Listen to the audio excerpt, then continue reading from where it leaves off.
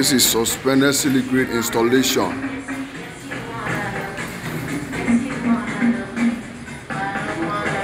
We are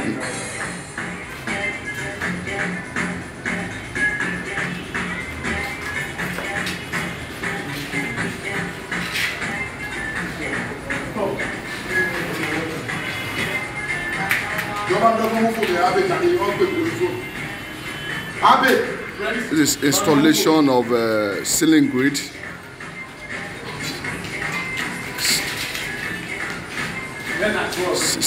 Men at work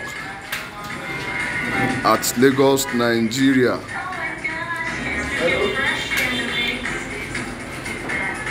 We have the best products. You can call us for your projects. Number to call is 080-6309-8718. Once again, 080-6309-8718. Call us for your projects.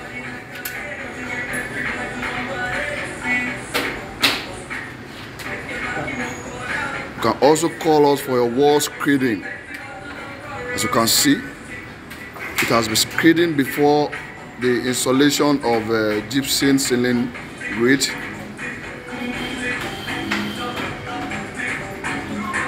So after the tiling, we put on the ceiling board.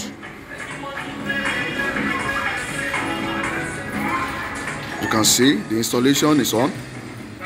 That's our wall angle on the wall, very straight. You can see that screeding, everything is perfectly done, smooth.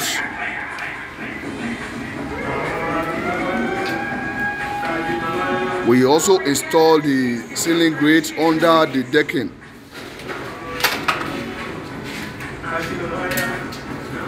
As you can see, it has been installed under the decking, remain the ceiling board. But we are not putting the ceiling now because of this, because of the tiling. We need to tiling here before putting the ceiling board.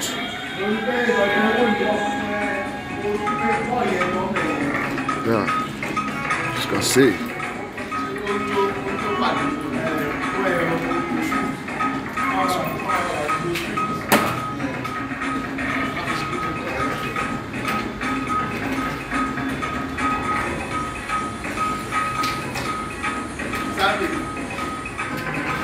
Sir?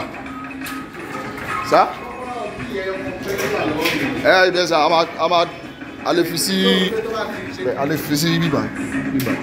No, you can done Okay, sir.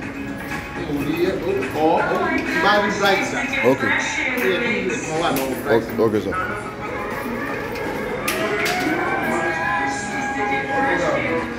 All right, sir.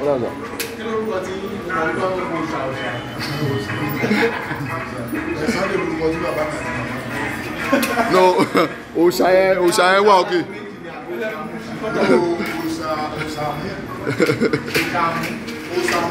Yeah, you can see the ceiling has been squared. So we follow the line. You can see the line. Please touch the line. Touch the line, please. Yeah. Yeah, please touch the line. Okay, that's the line. Yeah, that's the line. So that's the line. That's the line. Are you on it down?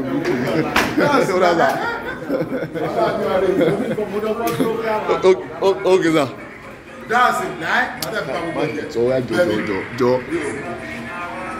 Gbogbo ẹ̀ náà àrí gbogbo ẹ̀ tó mọ̀ ń ṣe rádaràdá. Bẹ́ẹ̀ wà ọjọ́ tó máa gbowó báyìí, eré máa tó ra mọ́tò tó sọ, gbogbo kan tó ń ṣe omi tó ń báyìí. Bẹ́ẹ̀ ló ń wọlé sàkáàtì ìmọ̀lẹ́mọ̀. Gbogbo bí ìwọ ti lówó ń tiẹ̀, èmi àwa èmi gbó bí oṣù mẹ́tò ní ìlú ẹ̀. Gé báyìí ó ti yẹ, ó ti sẹ́tì síbẹ̀. Orí ẹ̀ ti pé jù. Say 2 feet. Yeah. Please bring our 2 feet. If you buy 2 feet, I'm going to on a carton. 1, 2, 3, 4, 5, 6, 7, 8, 9. Merci.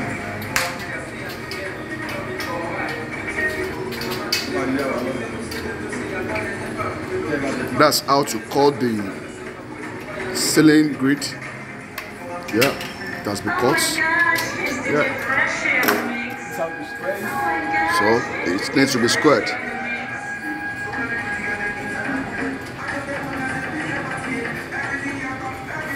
Perfect.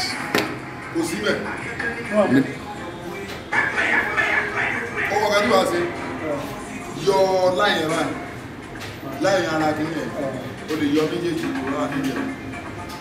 so this is where we stop today.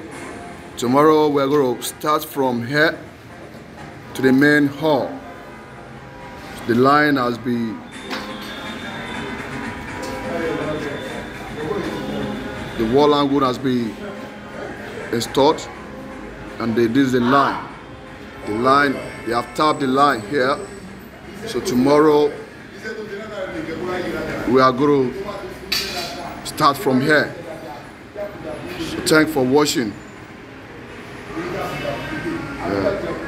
Please subscribe to our channel for more videos. Yeah, thank you. God bless you.